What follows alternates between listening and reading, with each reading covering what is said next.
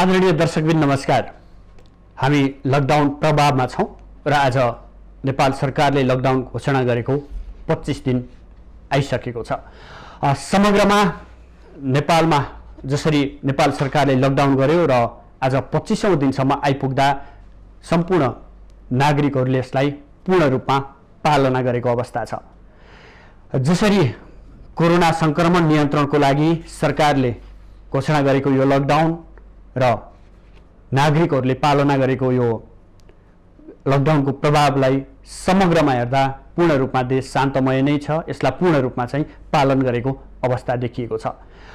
आज हामी तपाईहरुलाई यिनै विषयको पेरिफेरीमा रहेर तपाईहरुका गुनासा, तपाईहरुको स्थानीय तहमा भएका विभिन्न गतिविधि र स्थानीय तहले गरेका केही गुनासाहरू छन् भने पनि हामीलाई प्रत्यक्ष रूपमा जोडिएर राख्न सक्नुहुनेछ। त्यसैगरी नेपालीहरू विदेशमा रहेका नेपालीहरूको अवस्था के छ, त्यहाँ कसरी बसिरहनु भएको छ, कोरोनाको संक्रमण त्यो देशमा कसरी फैलिएको छ, सम्बन्धित सरकारले कसरी यसलाई नियन्त्रण गर्ने प्रयासहरू गरिरहेको छ भन्ने प्रसङ्गमा पनि हामी तपाईहरुसँग प्रत्यक्ष जोडिएर कुराकानी गर्ने प्रयास गर्नेछौँ। पक्कै पनि दर्शकबिन 24औं दिन 25औं दिनसम्म आइपुग्दा कोरोना संक्रमण नियन्त्रणको लागि सरकारले जसरी लकडाउन घोषणा गर्यो यसलाई पालना गर्दा गर्दै पनि केही दैनिक रूपमा जीवन काम गरेर दैनिक रूपमा विभिन्न कामहरू गरेर जीवन गुजार गर्नुपर्ने वर्गहरूलाई भने यसले पीडा थप्दै लगेको पाइन्छ। जसले चाहिँ गरी खाने वर्गहरू छ, जो दैनिक रूपमा ज्याला मजदुर गरेर खानुपर्ने वर्गहरू छ, यसलाई भने केही पीडा चाहिँ पक्कै पनि थपेको छ। यसरी हेर्दा स्थानीय तह, केन्द्र र प्रदेश सरकारले विभिन्न गतिविधिहरू पनि गरिरहेका छन्, विभिन्न किसिमका राहतका प्याकेजहरू पनि घोषणा गरिरहेका छन्। यसलाई व्यवस्थित गर्न र आफ्ना जनताहरूलाई कसरी भोगबाट बचाउन सकिन्छ, उहाँहरूलाई कसरी अवस्था सामान्यतर्फ राख्न सकिन्छ भन्ने कुराहरूमा पनि स्थानीय सरकार, प्रदेश सरकार र केन्द्र सरकार लागि परिरहेको अवस्था छ। दर्शकबिन हामी देशभित्रका र देश बाहिरका विभिन्न प्रसङ्गहरूलाई जोड्ने क्रममा यतिखेर हामीसँग सम्पर्कमा कुवेतबाट सुदन भण्डारी प्रत्यक्ष सम्पर्कमा आउनु भएको छ। सुदनजी, हजुर हजुर। सुदनजी हामीलाई सुन्दै हुनुहुन्छ? हजुर हजुर, सुन्दैछु हजुर। के छ कोरोना संक्रमणपछि कुवेतले के कस्ता उपायहरू अवलम्बन गरेको छ, के छ समग्र कुवेतको अवस्था के छ यो बताइदिनुस् न। अब के खाने, के गर्ने, कसो गर्ने, कम्पनीहरू सबै बन्द भइरहेको छ। यहाँ नोकरी अहिले चलेको छैन। हजुर यस्तै छ हजुर यताको दयानिधि। अब हजुर सुदनजी, तपाईले यसो बताइरहँदा अहिलेसम्म कुवेतमा कोरोना संक्रमण हुनेको दर कति छ अथवा मृत्यु दर के छ, तपाईँ अपडेट हुनुहुन्छ यसमा? यसमा चाहिँ अहिलेसम्म 1550 जना चाहिँ बिमारी भएको थाहा पाइएको छ र यसमा 3 जनाको मृत्यु भएको भन्ने समाचार आइरहेको छ र यहाँको मृत्युको संख्या यहाँ बताएको छैन। यहाँको सरकारले लुकाएको छ। हजुर, यहाँको सरकारले भन्दैछ यहाँ तिमीहरू अब आफ्नो देश जान चाहन्छौ भने जान सक्छौ भने भनिरहेको छ, तर पनि हामी यहाँबाट जान सक्ने अवस्था छैन। यहाँको सबै फ्लाइटहरू सब बन्द भएको छ। यहाँको सरकारले भन्छ तिमीहरू जाऊ भनेर भनिसकेको छ र हाम्रो नेपाल सरकारले केही पनि गरेको छैन। यहाँको एमएसीले, नेपाल एमएसीले पनि अहिलेसम्म कुनै वास्ता गरेको छैन यहाँ। हजुर, त्यहाँ जति पनि तपाईँ नेपालीहरू हुनुहुन्छ, नेपालबाट गएका नेपालीहरू जति पनि हुनुहुन्छ, उहाँहरूको तपाईँहरू एक आपसमा सामाजिक सञ्जालहरू मार्फत जोडिने प्रयास गर्नु भएको छ। नेपालीहरूको अवस्था के छ? नेपालीहरूको अवस्था दयनीय छ। अब यहाँको अब हामीले काम गरेर खाने हो। अहिले यहाँको मार्केटहरूमा पनि उपलब्ध सामानहरू केही पनि पाएको छैन। तपाईँ नेपालीहरू बीच चाहिँ कतिको सम्पर्क हुने गरेको छ? विभिन्न सञ्चारका माध्यमहरू छ, सोसल मिडियाहरू छ, यसमा तपाईँहरू कसरी जोडिनु भएको छ? यसमा चाहिँ हामी अहिले जोडिन पाएको अवस्था छैन किनकि यहाँ पुरै लकडाउन गरिएको छ कुनै ठाउँबाट मान्छे आवत जावत गर्न पनि पाइएको छैन अनि यहाँको सिस्टम के छ भन्दा पुरा यो इन्टरनेटको सुविधा थियो सबै इन्टरनेटको सुविधाहरू अहिले यो दोकानहरू सबै बन्द भएको अवस्था छ हामीले चाहिँ रिचार्ज गरेर नेट चलाउन पाउने अवस्था छैन यसमा चाहिँ हामी चाहिँ सामाजिक सञ्जालबाट हामी चाहिँ सम्पर्क हुन सकेका छैनौँ किनकि यहाँको सबै दोकानहरू पसलहरू मार्केटिङहरू सबै बन्द भएको हुनाले जसले वाइफाई युज गर्नुभएको छ उहाँहरू चाहिँ सम्पर्कमा हुनुहुन्छ अरू आफ्नो निजी मोबाइलबाट डाटा चलाउने मान्छेहरू सम्पर्कविहीन हुनुहुन्छ हजुर तपाईले यसो बताइरहँदा नेपालमा लकडाउन गरिएको छ नेपाल सरकारले लकडाउन गरेको छ भने कुवेत सरकारले कसरी व्यवस्थापन गरेको छ यसलाई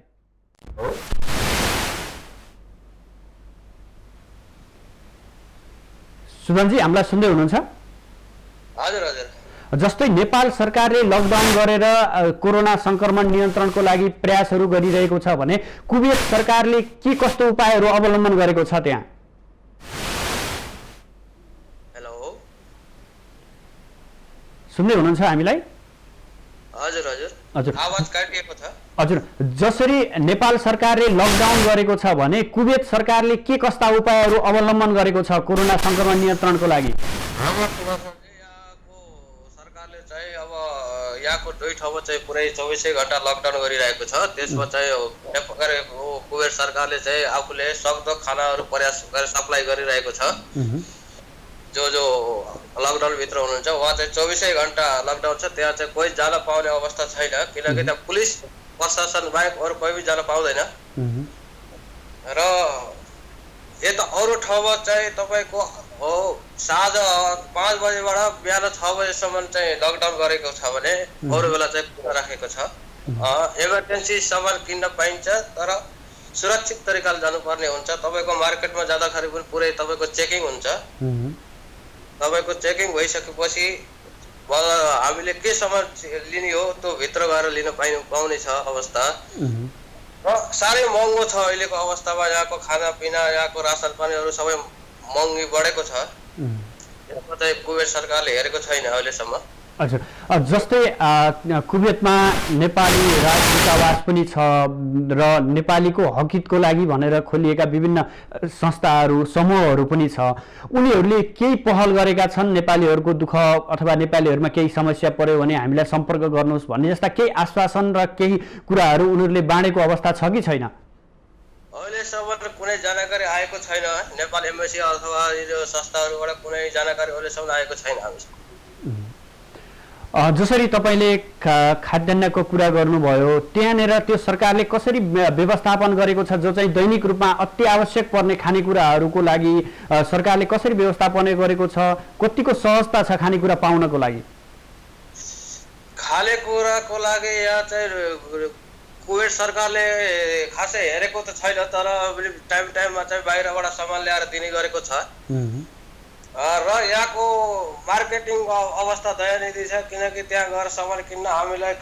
बिहान साँझ काम गरेर खाने मान्छेलाई चाहिँ साह्रै महँगो छ खाना त पाउँछ तर साह्रै महँगो छ अहिले यहाँको चाहिँ काम गर्न पाएको अवस्था छैन आफ्नो गोजाबाट खर्च गर्नुपर्ने अवस्था छ र त्यहाँको महँगाई बढी छ अहिले चाहिँ अनि जस्तो नेपालीहरूले काम गरेर बसिरहनु भएको छ अथवा चाहिँ आफ्नै घरमा कोठामा बसिरहनु भएको अवस्था छ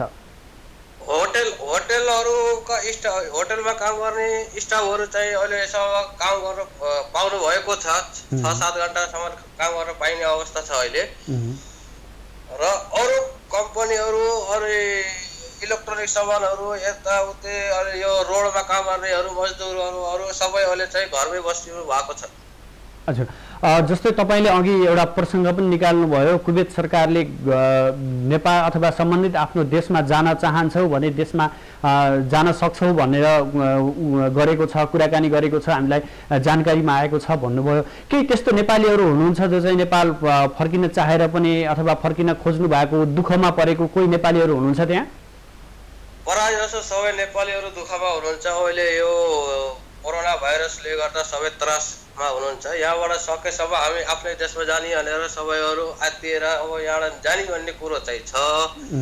तर जानको लागि नेपाल सरकारले र कुवेत सरकारले सम्झौता गरेर यहाँबाट पठाउन त सक्थ्यो, तर चाहिँ नेपाल सरकारले अहिलेसम्म कुनै पहल नगरेको र नेपाल एम्बेसीबाट कुनै खबर नआएको हुँदा यहाँ चाहिँ अहिले हामी चाहिँ दुःखमा बसिरहेका छौँ भन्न चाहन्छु।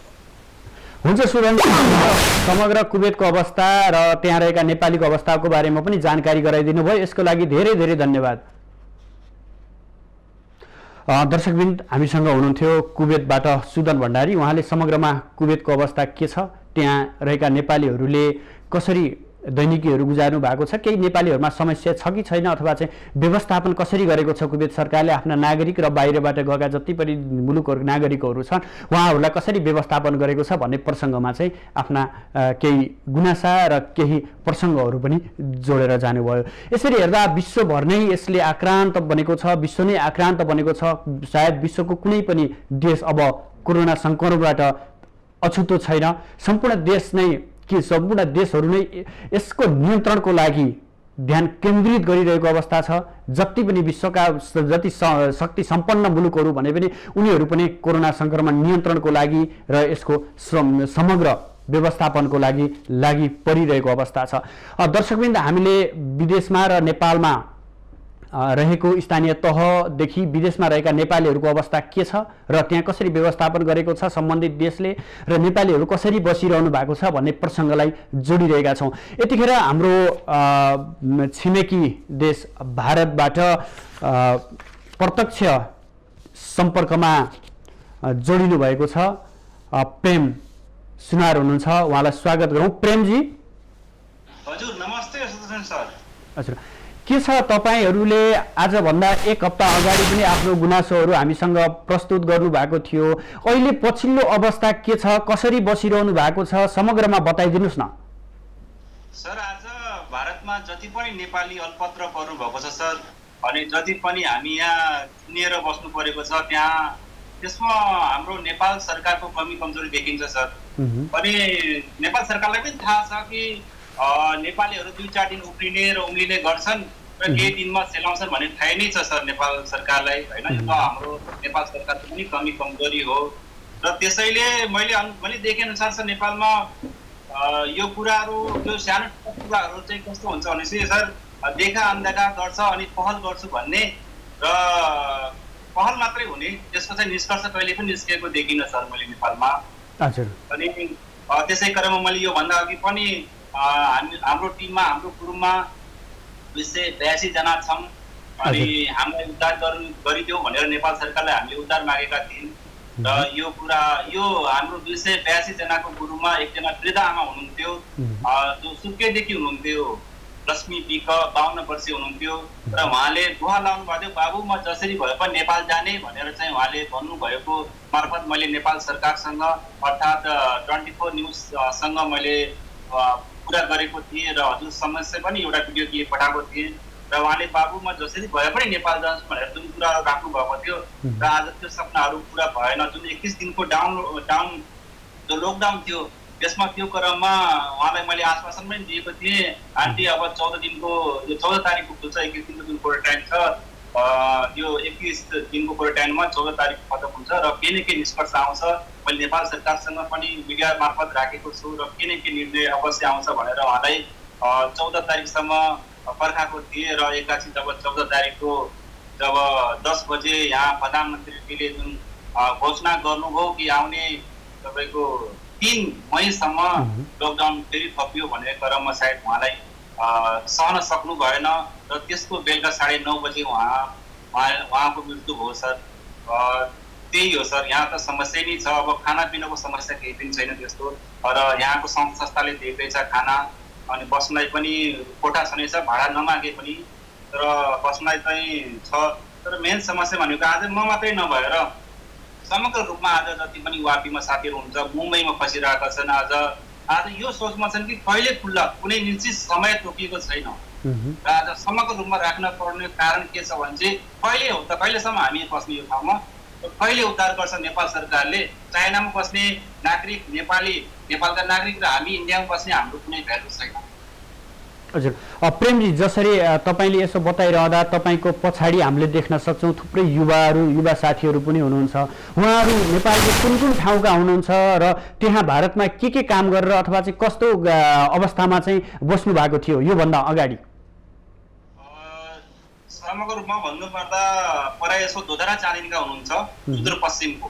हजुर 180 जना सुदूरपश्चिम हुनुहुन्छ, त्यसमध्ये 20 जना नेपालगञ्जको हुनुहुन्छ अनि 18 जना हाम्रो सुर्खेतको हुनुहुन्छ। सुर्खेतको जो आमा अस्ति बित्नुभयो, निधन भयो, उहाँको अहिले छोराहरू यो ठाउँमै नै बस्नु भएको छ, माथि कोठा छ त्यो ठाउँमा क्रियामा बस्नु भएको छ।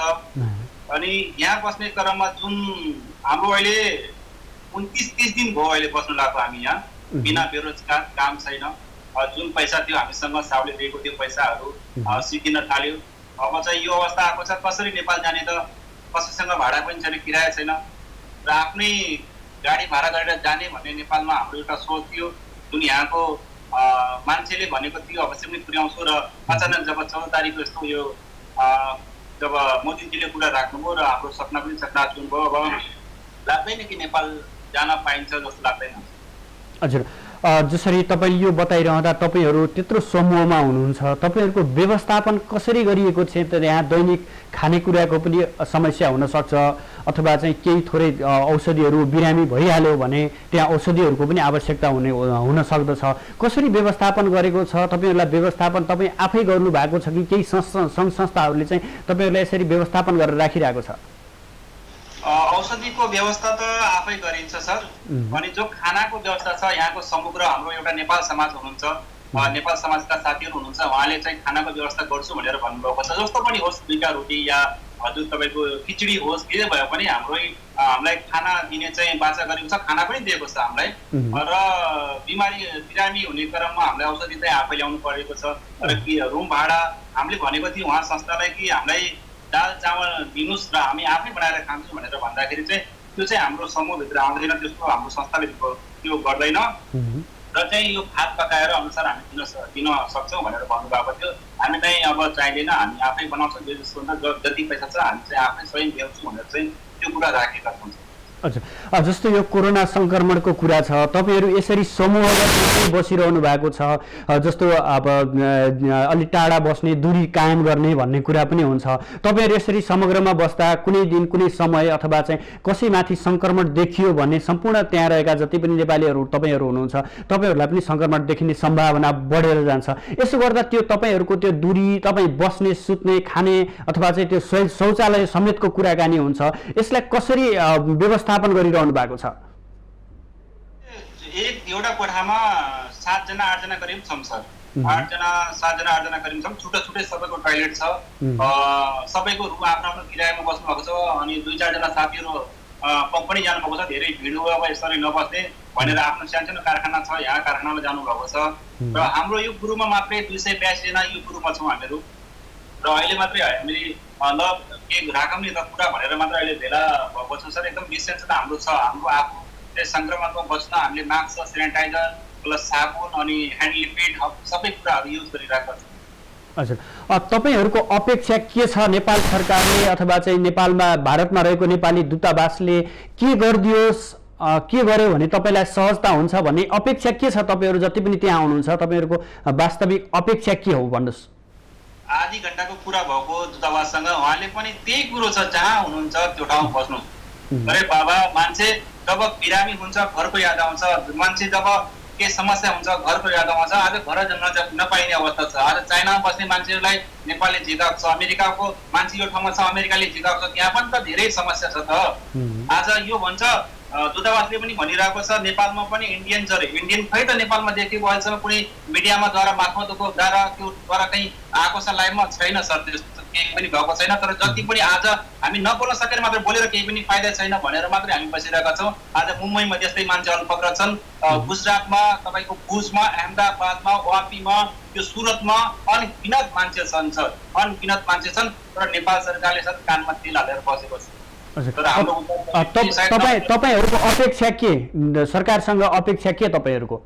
3 महिना अझै बढाउने सम्भावना छ र हामी यो ठाउँमै मर्छौँ भने जस्तो लाग्छ। तर नेपाल सरकारलाई हामी यो गुहार गर्छौँ कि हामी आज जति पनि नेपाली छौँ, आफ्नो एउटा बन्दुकको नाल देखाएर हुन्छ कि जसरी हुन्छ क्वारेन्टाइनमा राख्ने। नेपालमा के क्वारेन्टाइन बनाउने ठाउँ छैन, स्कुल छन्, त्यत्रो स्कुल कलेजहरू छन्, त्यो ठाउँमा राख्नु न। बन्दुक देखाएर हुन्छ कि जसरी हुन्छ नेपालीलाई ल यहाँबाट हलिसपल्ट म तँलाई मार्छु भनेर भन्ने, जनतालाई भन्ने जति नागरिक फसेर बन्दाले फस्छ, भाग्दैनन्। म यो सच्याउँछु, जति पनि मेरो कुरोमा छन् उनी भाग्दैनन्। तर आज नेपाल सरकारले वास्तै दिन्छन् एककालीन संसार पोकाले उडाउँछ, मतलबै छैन। तर नेपाल सरकारले यो सुन्नुपर्ने कुरा हो। मेरो मात्रै होइन आज समस्या, आज हरेक नेपालीको समस्या यही नै छ कि नेपाल जाने र नेपालमै बस्ने। जसरी हुन्छ, जुन सुख दुःख हुन्छ, जसरी पनि यहाँ एकसाथ खाना भएर पनि नेपालमा बस्ने, क्वारेन्टाइनमा बसेर त्यहाँ जीवन जसरी हुन्छ त्यही बिताउने छ। हुन्छ प्रेमजी, समग्रमा तपाईँहरूको अवस्था र त्यहाँ रहेका नेपालीको अवस्था पनि जानकारी गराइदिनु भयो, गुनासोहरू पनि राख्नुभयो, यसको लागि धेरै धेरै धन्यवाद।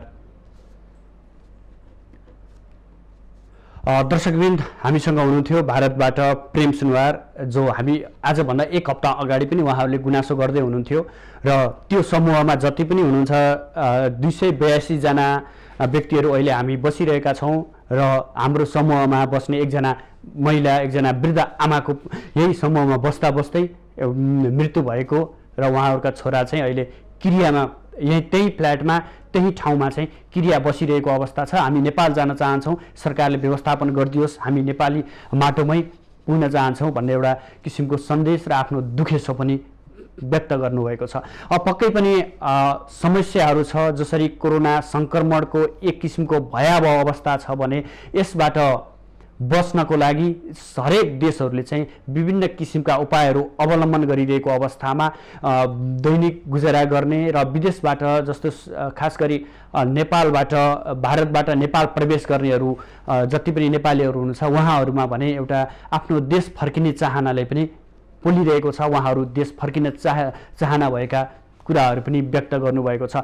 दर्शकबिन, तपाईँहरू पनि आफ्नो स्थानीय तहमा के कसरी काम भइरहेको छ, के कस्ता लकडाउन जसरी लम्बिरहँदा स्थानीय तहले कसरी व्यवस्थापन गरेको छ, त्यहाँनिर खाद्यान्नको अवस्था के छ, स्वास्थ्यको अवस्था के छ र यो जति पनि राहतका कुराहरू वितरणको कुराहरूमा पनि यसलाई कसरी व्यवस्थापन गरेको छ भन्ने कुराहरू र आफ्नो गुनासोहरू केही राख्न चाहनुहुन्छ भने हाम्रो टेलिभिजन स्क्रिनमा दिएको टेलिफोन नम्बरमा सम्पर्क गरेर प्रत्यक्ष हामीसँग जोडिन पनि सक्नुहुन्छ। दर्शकबिन, हामीले यसरी विदेशमा रहेका नेपालीहरूको अवस्था र त्यो समग्र देशको अवस्था जानकारी गराइरहँदा नेपालमा पनि आज 25औं दिनसम्म आइपुग्दा विशेष गरेर राजधानी छोडेर जाने अथवा राजधानीबाट आफ्नो सम्बन्धित जिल्लामा सम्बन्धित ठाउँमा जाने व्यक्तिहरूको पनि हामीले राजमार्गहरूमा लाइन देख्न सक्छौँ। आफ्ना झोला पुन्तुराहरू बोकेर चाहिँ जसरी व्यक्तिहरू आफ्नो गन्तव्यसम्म पुगेको र विभिन्न किसिमका बाटोहरूमा दुःख पाइरहेको र स्थानीय तह अथवा सुरक्षाकर्मी साथीहरूले चाहिँ उहाँहरूलाई केही स्थानहरूमा चाहिँ खानाको व्यवस्था गरिदिएको भन्ने पनि हामीले हाम्रा सहकर्मीहरूले बताइरहेको अवस्थामा असहज पक्कै पनि छ। यसरी 25औं दिनसम्म आइपुग्दा लामो समय हो, यो लामो समयसम्म दैनिक रूपमा चाहिँ गुजारा गर्ने वर्गहरूलाई यसले पक्कै पनि प्रभाव पारेको छ। यसले उहाँहरूको दैनिक जीवनमा र दैनिक स्वास्थ्यमा समेत प्रभाव परेको छ, जसको प्रभाव चाहिँ उहाँहरूको परेको छ, जसले चाहिँ आफू सम्बन्धित गाउँमा सम्बन्धित घरमा गएर आफूहरू जानको लागि चाहिँ बाटोमा रहेको अल्पत्र अवस्थामा रहेको पनि हामीले सुनेका छौँ र हामीले तपाईँहरूलाई जानकारी गराइरहेका छौँ। यतिखेर हाम्रो प्रत्यक्ष टेलिफोन सम्पर्कमा कोही व्यक्ति आइसक्नु भएको छ। हजुर नमस्कार। हजुर कहाँदेखि को बोल्दै हुनुहुन्छ? म हापाको हजुर, के छ तपाईँको स्थानीय तहमा के कसरी लकडाउनलाई व्यवस्थापन गरिएको छ? तपाईँको केही गुनासो छ? हाम्रो झापाको गोरियम गाउँपालिका सुरुदेखि अलिकति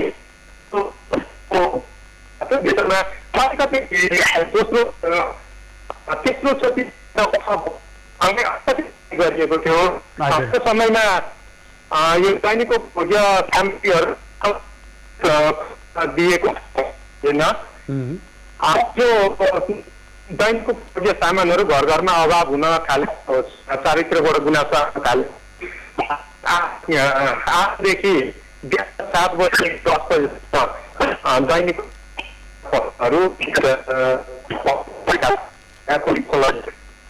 अवस्था छ। हजुर 12 बजेपछि यहाँको अवस्था सुनसान जस्तै छ। हजुर तपाईँले यसो बताइरहँदा स्थानीय तहमा विभिन्न किसिमका राहतका प्याकेजहरू पनि स्थानीय तहहरूले वितरण गरिरहेको अवस्था छ। यो वितरणमा चाहिँ साँच्चीकै दैनिक ज्याला मजदुर गर्ने वर्गहरू समक्ष यो पुगेको पाउनु भएको छ कि छैन? वितरणको कुरो के छ भने गौरीगञ्ज गाउँपालिका लगभग 8,000 घरधुरी भएको गाउँपालिका हो। अब 8,000 घरधुरी भएको गाउँपालिकामा लगभग 3600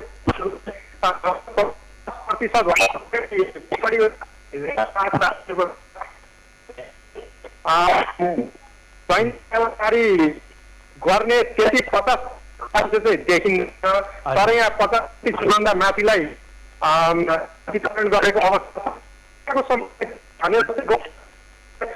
वितरण गर्दाखेरि यहाँ नागरिकको अनिवार्य बुझाउनु थियो। त्यसले गर्दाखेरि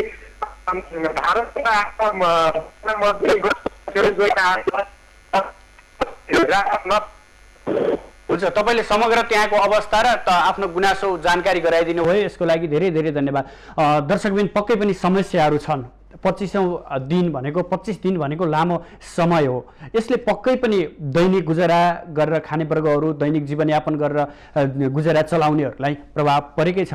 तपाईँहरू पनि यसरी आफ्नो स्थानीय तहमा के कस्ता समस्याहरू छ, के गुनासाहरू छन् भने हाम्रो टेलिभिजन स्क्रिनमा देखाइएको टेलिफोन नम्बरमा प्रत्यक्ष रूपमा जोडिन सक्नुहुनेछ। त्यसको लागि हाम्रो टेलिभिजन स्क्रिनमा नम्बर देखाइएको छ। त्यो नम्बरमा तपाईँहरू सम्पर्क गरेर प्रत्यक्ष हामीसँग तपाईँको स्थानीय तहमा भएको अवस्था र तपाईँको दुखेसो अथवा गुनासो केही छ भने हामीलाई जोड्ने अथवा हामीलाई सँग बताउने प्रयास गर्नुहोस्। हामी सम्बन्धित ठाउँमा, सम्बन्धित निकायमा पुर्याउने र तपाईँको समस्या समाधान गर्ने पहल गर्नेछौँ। यसरी हेर्दा नेपालको र विश्व परिवेशलाई समग्र रूपमा निहालिरहेका छौँ। विश्व परिवेशमा रहेका नेपालीहरू, विश्वमा रहेका नेपालीहरूको अवस्था र नेपालभित्रको अवस्था, विभिन्न स्थानीय तहले गरेका गतिविधिहरूको अवस्थाको बारेमा पनि हामी तपाईँहरूलाई अपडेट गराइरहेका छौँ। यस्तै गरी बेलायत सरकारले कोरोना भाइरस सङ्क्रमण नियन्त्रणको लागि थप 3 हप्ता लकडाउन गर्ने भनेको छ। जो कोरोना सङ्क्रमणबाट अहिले पछिल्लो समय बेलायत पनि यसबाट अछुतो छैन। बेलायतमा पनि करिबन 1,03,000 भन्दा बढी व्यक्तिहरू सङ्क्रमित हुनुहुन्छ भने 14,000 झन्डै 14,000 को चाहिँ मृत्यु भइसकेको अवस्थामा चाहिँ जो बेलायत सरकारले पुनः लकडाउनको समयलाई 3 हप्ता बढाउने भनेर बेलायतका प्रधानमन्त्रीले बताइरहेको अवस्था छ। समग्र रूपमा हेर्दा पछिल्लो समय कोरोना सङ्क्रमणबाट अमेरिका जो अग्रस्थानमा रहेको छ। अमेरिकामा पछिल्लो अपडेट अनुसार 34,641 जना व्यक्तिहरूले ज्यान गुमाइसकेको अवस्था छ भने 6,78,144 व्यक्तिहरू यसबाट सङ्क्रमित हुनुहुन्छ। त्यसै गरी स्पेन छ। स्पेनमा 19,315 जना व्यक्तिहरूले कोरोना भाइरसको सङ्क्रमणबाट ज्यान गुमाइसकेको अवस्था छ भने 1,84,948 जना व्यक्तिहरू सङ्क्रमित हुनुहुन्छ। त्यस्तै गरी इटलीमा पनि 22,170 जना व्यक्तिहरूले ज्यान गुमाइसकेको अवस्था छ। त्यस्तै 1,68,941 जना व्यक्तिहरू सङ्क्रमित हुनुहुन्छ। त्यस्तै गरी फ्रान्समा 17,920, जर्मनीमा 4,052, त्यस्तै गरी चीनमा 3,342, इरानमा 4,869, टर्कीमा 1,643, ब्राजिलमा 1,947, क्यानाडामा 1,195 व्यक्तिहरूले ज्यान गुमाइसकेको अवस्था छ भने लाखौँको सङ्ख्यामा कोरोना सङ्क्रमणबाट ग्रसित हुनुहुन्छ अथवा कोरोना सङ्क्रमण देखिएको छ भने अहिले पछिल्लो समय विश्वभरलाई हेर्दा पछिल्लो समय 1,45,551 जना व्यक्तिहरू चाहिँ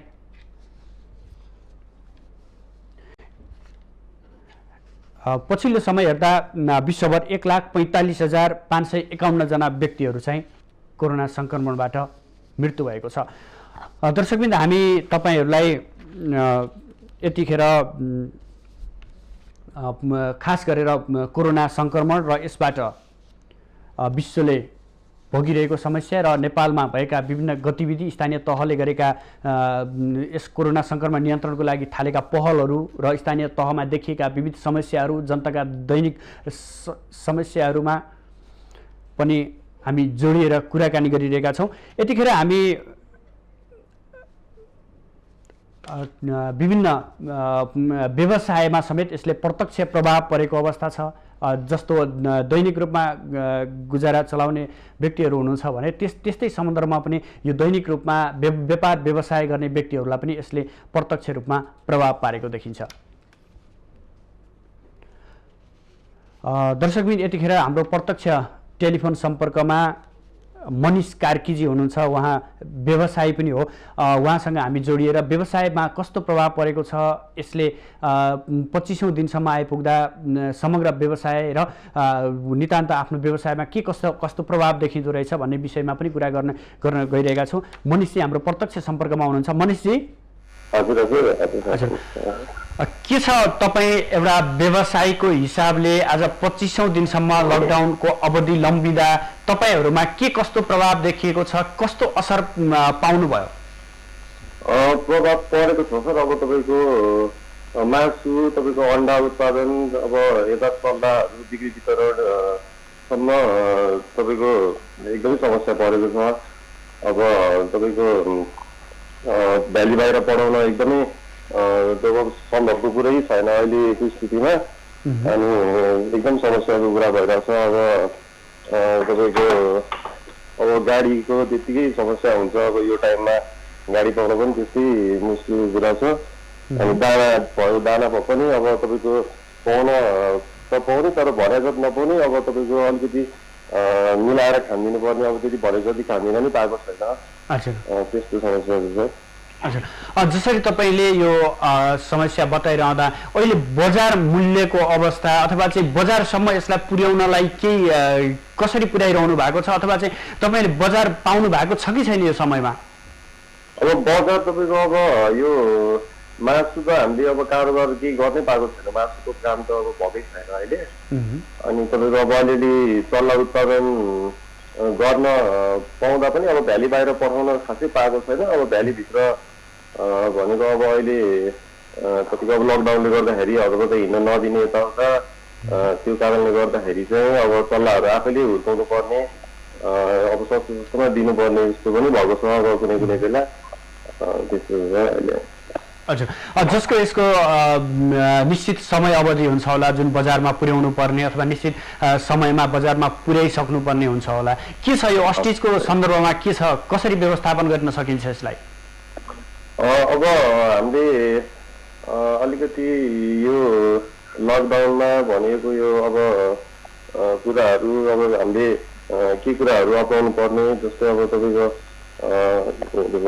अब अलिकति सेफ्टीहरू युज गर्ने। तपाईँको अब उनीहरूले भनेको टाइममा जस्तो हामीले अलिकति सावधानी अप्नाएर तपाईँको त्यही अनुसार अब जति हामीले पहिला पुऱ्याउँथ्यो अब त्यसको अलिअलि मात्रै टाइम पाएदेखि पनि अब त्यस्तो विधि अर्डर चाहिँ हुँदैन हाम्रो अहिले टर्कीको।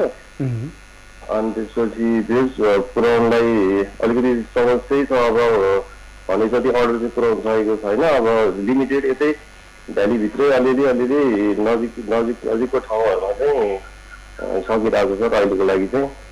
हजुर, जस्तै तपाईँहरूले यसरी समस्या परिरहँदा तपाईँहरूको स्थानीय तहहरूले, स्थानीय जुन वडा हुनसक्छ, नगरपालिकाले समन्वय कसरी गरेर तपाईँहरूको यो बजारसम्म पुर्याउन, केही समन्वय गर्ने, तपाईँ पनि उहाँहरूसँग सम्पर्कमा रहने अथवा उहाँहरू पनि तपाईँहरूलाई जस्तो तपाईँ जस्ता व्यवसायहरूलाई समन्वय गर्ने अवस्थामा हुनुहुन्छ कि हुनुहुन्न, अथवा तपाईँ सम्पर्कमा हुनुहुन्छ कि हुनुहुन्न आफ्नो स्थानीय तहसँग? सम्पर्कमा त्यति विधि भएको पनि होइन, तर आफ्नो यता काम गर्नलाई अब त्यस अलिअलि सुविधा चाहिँ पाएको छु। अब तपाईँको पासहरू बनाइदिनुहुन्छ, तर त्यही पनि अब कतिपय अब यता पुलिस ट्राफिकहरूले अब अलिकति बुझ्दिने नबुझ्दिने जस्तो कुरा पनि आउँछ। चाहिँ अलिक चिज पनि पर्ने समस्याहरू त्यतिकै भइरहेको हुन्छ। अनि अब पासले पनि भन्ने बित्तिकै मानिहालेको चाहिँ छैन। अब तपाईँको अलिकति टाइम नै छ, अब त्यति सहज चाहिँ भएको छैन।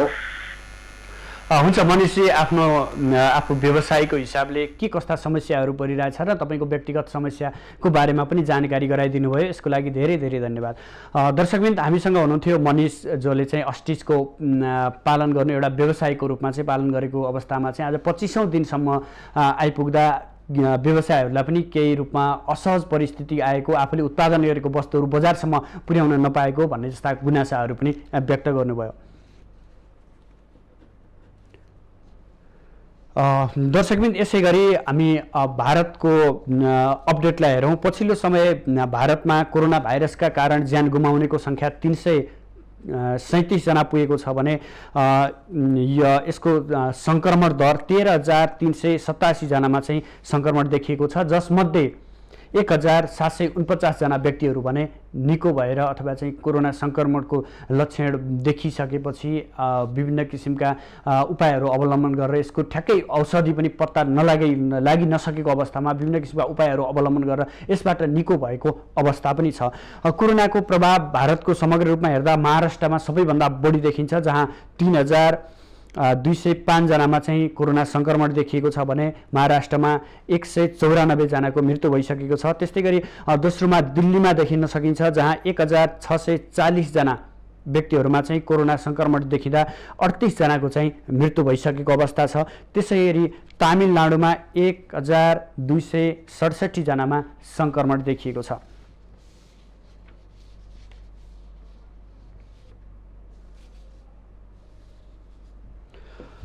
दर्शकबिन, हामी तपाईँहरूलाई प्रत्यक्ष रूपमा स्थानीय तहका गतिविधि र देशमा भइरहेको यो लकडाउनको 25औं दिनसम्म आइपुग्दा के कसरी व्यवस्थापन भइरहेको छ र विदेशमा रहने नेपालीहरूका समस्या के छन् र त्यो देशले कसरी यसलाई व्यवस्थापन गरेको छ भन्ने कुराहरू जोडिरहेका छौँ। अहिले भने तपाईँहरूलाई सानो फुटेज देखाउनेछौँ, त्यसपछि पुनः हामी जोडिने छौँ।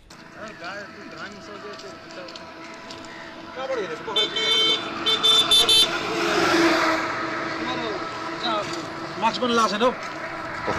अनि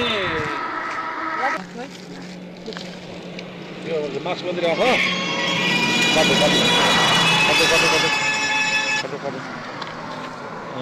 अनि यिनीहरू हिँडेको दाजुभाइ हो तिमीहरू?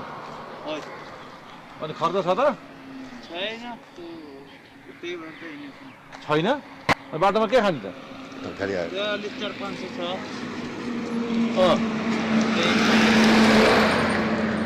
तिमीहरूलाई त्यहाँबाट कसरी छिर्यो त्यहाँ पनि त रोक्छ होला, त्यो धुली खेलामा त रोक्छ होला पुलिसले, के छ? त्यो अर्को बाटोबाट छिरेको तिमीहरू? जान दियो त? ए खर्च कति छ अरे? जम्मा 500 होइन होला। त्यसो भने तिमीहरूले 500ले पुगिन्छ? काठमाडौँ के काम गर्छ? त्यो इनार बनाउने तिम्रो मजदुर उनीहरू को हो? नातेदार हो? अनि जम्मा 500 रुपियाँले यिनीहरूमा पुगिन्छ त?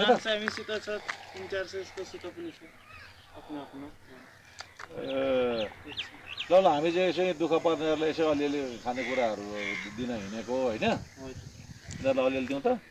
तिमीहरूलाई अलिअलि खर्च पनि दिन्छु। 4 जनालाई 500 को दरले ठिकै हुँदो रहेछ। ल 3000 दिएको छु तिमीहरूलाई है। 4000 दिनु है, 1000 को दर। 4000 सकिन ल त है त। लु 4000 ले यतिले चाहिँ पुगिन्छ है। Phone number actually phone number लिन दाइ। तिनीहरूको फोन नम्बर लिने हो? मेरो फोन हेर्छ पक्का खाली खुट्टा दुखेर हिँडेको रे खिचन खिच केही हुँदैन। फाउन्डेसन यो विश्व समाजको लागि स्वास्थ्य, शिक्षा, पर्यटन हरेक क्षेत्रमा यसले अहम भूमिका खेलेको छ। गिरिजा प्रसाद कोइराला यस्तो शख्सको नाम हो जो माओवादी दलकालबाट देशलाई शान्ति बाटोमा डोर्याएको गिरिजा प्रसादको नामबाट यो संस्था दर्ता भएको हो। त्यसकारण यहाँका स्थानीय सरकार, प्रदेश सरकार, केन्द्रीय सरकार वीरगञ्जको जुन अवस्था अहिले दयनीय छ, जर्जर अवस्थामा वीरगञ्ज फसिरहेको छ, त्यसकारण सरकारको कुनै नगरपालिका न स्थानीय सरकार न केन्द्र सरकार कसैको ध्यान नगएको हुनाले आज यो जीपी कोइराला फाउन्डेसन पर्साले चाहिँ यो आयोजना गरेको हो। तपाईँ लकडाउन भन्नुहुन्छ, सिल गर्नुहुन्छ, 1, 2, 3 नम्बर वार्ड सिल गरिएको छ। आज गएर हेर्नुहोस् उहाँहरूको अवस्था के छ। तरकारी पाउन छैन, दुध पाउन छैन, खाद्यान्न सामान पाउन छैन। अनि यो सरकार 3 तहको सरकारले के ठुलो मुख दर्शक भएर हेरेर यो जनतालाई राहत कहाँसम्म दिने भनेको त जनतालाई त यो ढाड सेक्ने काम गरिरहेको छ। त्यसकारण यो गिरिजा प्रसाद कोइराला फाउन्डेसन पर्साले यो 1 देखि 32 वार्डमा महामारीबाट जनता जोगुन, कोरोना भाइरसको बाट जोगुन भनेर यो गिरिजा प्रसाद कोइराला फाउन्डेसन पर्साले यो आयोजना गरेको हो। यो जनताको घर घरमा पुग्ने, जनताको घर दैलोसम्म पुग्ने, जनतालाई चाहिँ स्वास्थ्य क्षेत्रमा कसरी यो कोरोनाबाट बचाउन सकिन्छ, वीरगञ्ज महानगरपालिका कसरी सुरक्षित गर्न सकिन्छ, त्यसकारण यो फाउन्डेसनले आयोजना गरेको हो। विगतको दिनमा पनि हामी वीरगञ्ज उपमहानगरपालिका वार्ड नम्बर 1 र 3 मा खाद्यान्न सामग्री वितरण गऱ्यौँ। लगभग 600 घरलाई हामी सामग्री वितरण गऱ्यौँ। 4 लाख हाराहारीको हामीले सामान खरिद गरेर वितरण गरेका छौँ। हाम्रो उद्देश्य भनेको स्वास्थ्य, वीरगञ्ज नगरपालिकाका जनता स्वस्थ रहन्, सफा रहन्, निरोगी रहन्। यसै उद्देश्यले गिरिजा प्रसाद कोइराला फाउन्डेसनले यो आयोजना गरेर यहाँहरू जनताको माझमा हामी आज उभिएका छौँ।